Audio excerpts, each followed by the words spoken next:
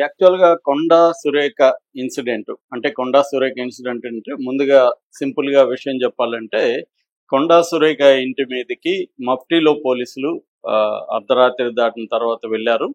అప్పుడు అక్కడ 'కొండా సురేఖ' కూతురు సుష్మిత కిందకొచ్చి వాళ్ళతో ఎందుకొచ్చారు మీరు? మీరు అసలు ఎవరు? మీ ఐడీ కార్డులేంటి? ఇవన్నీ అడిగింది.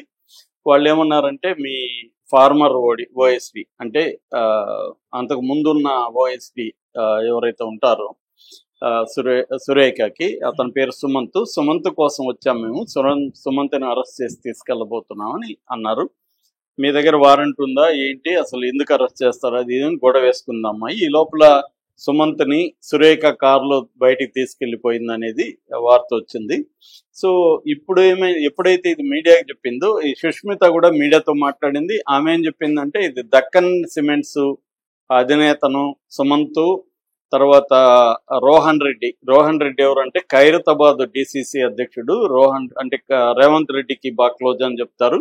సో రోహన్ రెడ్డి, సుమంత్ ఇద్దరు కలిసి దక్కన్ సిమెంట్స్ వాళ్ళను బెదిరించారు, తుపాకీతో బెదిరించారు అనేది అభియోగం, పోలీసులు చేసిన అభియోగం.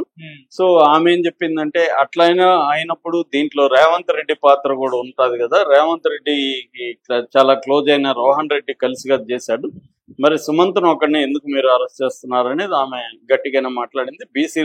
బీసీ మంత్రిని ఇలా చేస్తున్నారని ఎప్పుడైతే మాట్లాడిందో అది వైరల్ అయింది. దాని తర్వాత అసలు విషయం బయటకు వచ్చింది. అదేంటంటే వీళ్ళిద్దరు కలిసి అతన్ని దక్కన్ సిమెంట్స్ వాళ్ళని బెదిరించారని, డబ్బుల కోసం బెదిరించారని, దానికి అది తెలిసి దక్కన్ సిమెంట్స్ వాళ్ళు ఉత్తమ్ కుమార్ రెడ్డికి ఫోన్ చేశారని, ఉత్తమ్ కుమార్ రెడ్డి రేవంత్ రెడ్డికి చెప్పాడని, రేవంత్ రెడ్డి ఈ సుమంత్ను అరెస్ట్ చేయడానికి ఆదేశాలు ఇచ్చాడని ఒక వార్త బయటకు వచ్చింది. సో దీని తర్వాత ఆమె మీనాక్షి నటరాజన్ కాంగ్రెస్ అధికార ఇక్కడ ఇన్ఛార్జ్ ఆమె కేంద్ర పార్టీ తరఫున.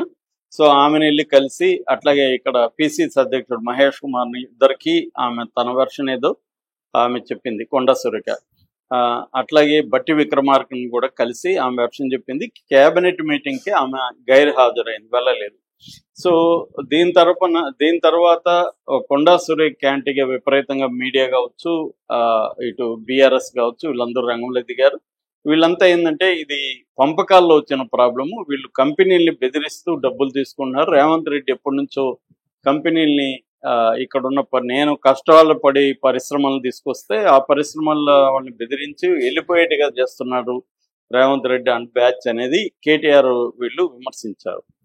సో దీంట్లో ఇంకొక విషయం యాంగిల్ బయటకు వచ్చింది. అసలు దీనికి అంతటికీ కారణం పసుపులేటి సురేష్ అనే ఒక వ్యక్తి, అతని వల్లనే ఇవన్నీ జరిగాయి అనేది ఒక వార్త బయటకు వచ్చింది. అతను ఎవరంటే ఒక సివిల్ ఇంజనీరు. గతంలో 2016-17 మధ్య అతను దక్కన్ సిమెంట్స్ లో ఇంజనీర్ గా పనిచేశాడు. ఆ టైంలో అతను గమనించింది ఏంటంటే దక్కన్ సిమెంట్స్ అనేది దాని గురించి చెప్పాలంటే ఇది డిసిఎల్ అంటారు, దక్కన్ సిమెంట్స్ లిమిటెడ్.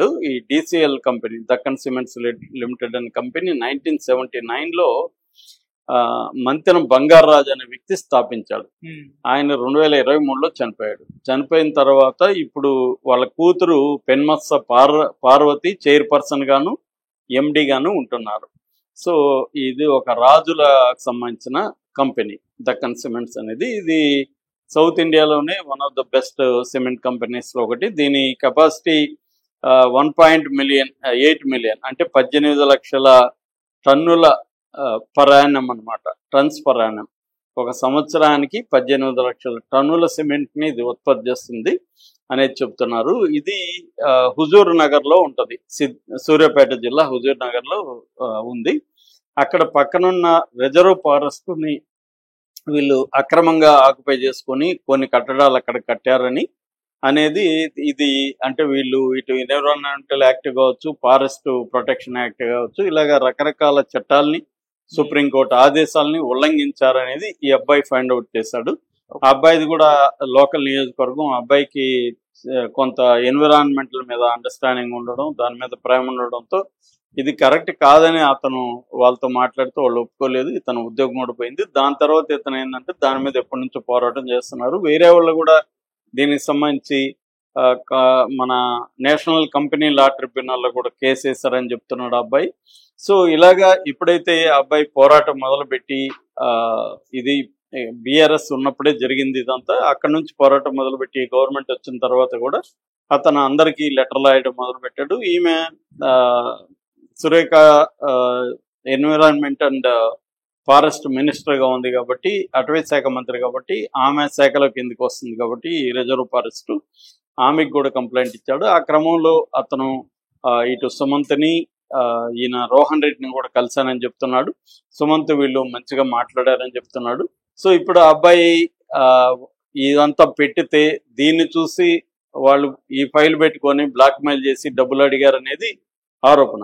కానీ ఆ అబ్బాయి ఇప్పుడు బయటకు వచ్చాడు. ఆ అబ్బాయి బయటకు వచ్చి ఒక మీడియాతో మాట్లాడుతూ దాదాపు 1 hour ఇంటర్వ్యూ ఇచ్చాడు. అందులో అబ్బాయి ఏదో